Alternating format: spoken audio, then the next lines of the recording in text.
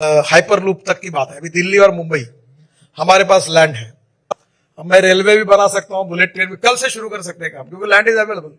हम लोग ये अभी मैं इलेक्ट्रिक हाईवे के लिए भी कोशिश कर रहा हूँ। इट्स नॉट टू डिक्लेयर मत करो एकदम, it is in the process. ये तो आप बोलेगे कभी डिक्लेयर गडकरी डिक्लेयर, ऐसा मत करो।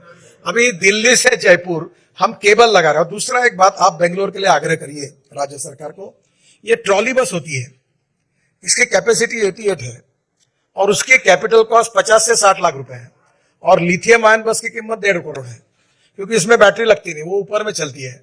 उसमें कंफर्टेबल ट्रॉली बस अगर बंगलोर में शुरू हो जाएगी तो जो कार में जाता है वो बस में जाएगा, लैपटॉप वगैरह लगा के सो के जाएगा अपने आईटी ऑफिस में। तो नेचुरली लोग पब्लिक ट्रांसपोर्ट को अगर यूज करेंगे तो कारें कम आएंगी रोड पर, तो ट्रैफिक कंजेशन कम होगा। तो ऐसे अनेक प्रकार के उपाय। आपके पास समुद्र तो नहीं है, यहाँ नदी तो नहीं है जैसे एम्स्टरडैम में है, तो नेचुरली आपको इस परिस्थिति में महत्वपूर्ण विषय पर आज मुख्यमंत्री जी से चर्चा हुई। माननीय प्रधानमंत्री जी ने हमारे विभाग को रोप वे, केबल कार, फेनाकुलर रेलवे इसका मैंडेट दिया है, और उसमें भी 165 प्रपोजल हम इसके हमारे कंस्ट्रक्शन में कुछ हमने मंजूर किए। हिमाचल, उत्तराखंड सभी राज्यों में हम कर रही है काम। तो public transport on electricity, mass rapid transport on electricity, तो इसमें कुछ बातें ऐसी कि वर्ल्ड में टेक्नोलॉजी बहुत बदली है।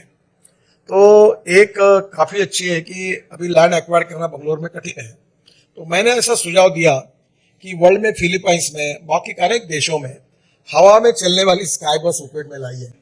उसमें 200-200 लोग बैठते हैं और हवा में जाती है, स्काई बस इन एयर। तो उसके बारे में आज ही मैंने हमारे एनएचआई में जो हमारी काम लोग इस पे काम करते हैं उनको कहा था कि वर्ल्ड के एक्सपर्ट से एक बार बंगलोर के लोगों का, बंगलोर की स्थिति का अध्ययन करके एक कर लो, और उसके बाद ये इस प्रकार का कोई सोल्यूशन पब्लिक ट्रांसपोर्ट में हम बंगलोर को दे सकते हैं क्या, तो हम इसको फाइनेंशियली सपोर्ट कर सकते हैं, और ये हमारे डिपार्टमेंट का ही मैंडेट है। तो आज मुख्यमंत्री जी ने भी इस पर काफी बातों की चर्चा हमारी डिटेल में हुई है। अब हम लोग स्टडी कर रहे हैं, हम करना चाहते हैं, और इससे ऊपर के ऊपर अगर लाखों लोग ऊपर के ऊपर हवा में चलेंगे तो नीचे वाला प्रॉब्लम खत्म हो जाएगा। दूसरी बात सबसे इंपॉर्टेंट जो है वो बंगलोर के लिए पब्लिक ट्रांसपोर्ट बहुत आवश्यक है। मैं कभी कभी मजाक में कहता हूँ कि हमारे देश को एक्सपर्टाइज दो बड़े हासिल है, एक पॉपुलेशन ग्रोथ और ऑटोमोबाइल ग्रोथ। तो हमारे यहाँ ये संख्या रात दिन बढ़ती है।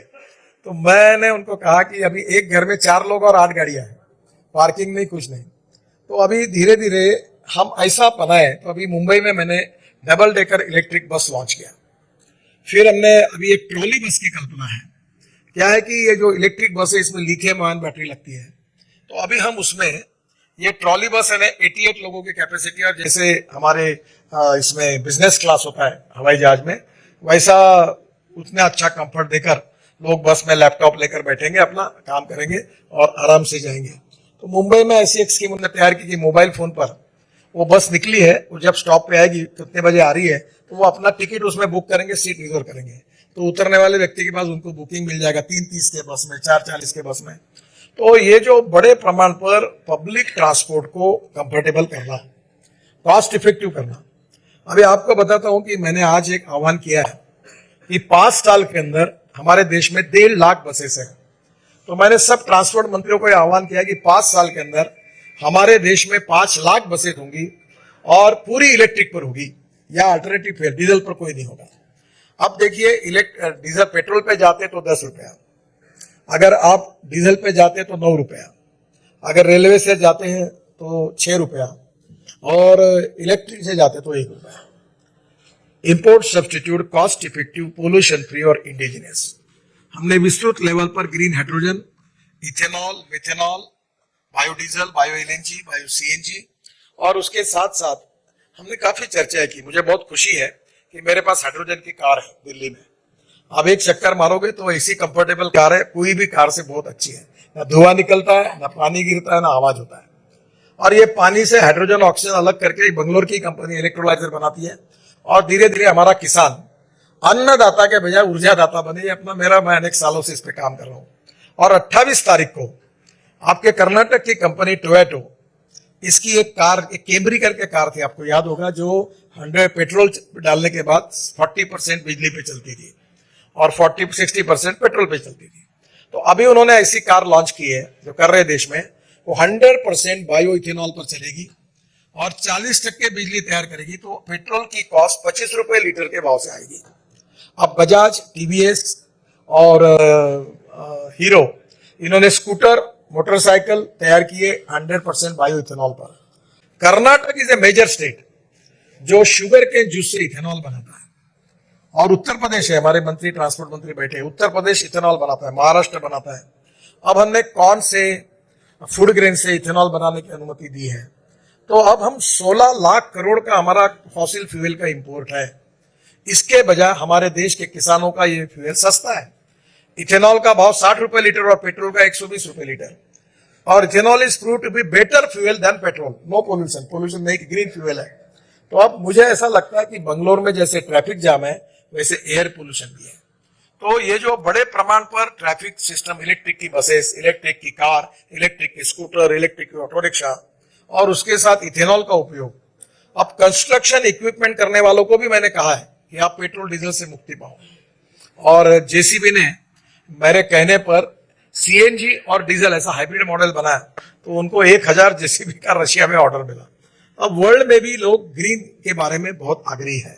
तो इसलिए जो फॉसिल फ्यूल है हजार्डस है, हेल्थ के लिए अच्छे नहीं है और इकोनॉमी के लिए प्रॉब्लमेटिक है। हमारी टनल पूरी होने के बाद फिर रेलवे वाले आते कि वो हमको बनाना है, हम दोनों एक साथ बनाएंगे तो शायद खर्चा आधा हो जाएगा। अभी जैसे मैंने कहा मेट्रो में कि नीचे में रोड, ऊपर में ब्रिज, ऊपर में मेट्रो। तो हमारे यहाँ क्या हुआ कि मेट्रो का भी पैसा बचा, हमारा भी बचा, उन्होंने शेयर किया। तो 100 रुपए का काम 125 रुपए में हुआ। 100 रुपए की जगह 200 रुपए लगते हैं, तो 75 रुपए का सेविंग हुआ। तो उन्होंने कहा कि डिपार्टमेंट के बीच में कोऑपरेशन, कोऑर्डिनेशन और कम्युनिकेशन हो, तो गति शक्ति का नाम से पोर्ट को कनेक्टिविटी करना, फिर लॉजिस्टिक पार्क को जोड़ना, इंडस्ट्रियल क्लस्टर को जोड़ना, फिर हाईवे वैसे प्लान करना। अभी हम लॉजिस्टिक पार्क 2 लाख करोड़ के लॉजिस्टिक पार्क बना रहे हैं, तो इसको इंटरचेंज करके जोड़ना, ये सब गति शक्ति में आया है। काफी इस पर काम हुआ है और अधिकारी थे, काफी विस्तृत चर्चा हुई। और बंगलोर का ट्रैफिक कंजेशन एक बहुत बड़ी समस्या है, आप लोगों को काफी तकलीफ भी होती है उसकी।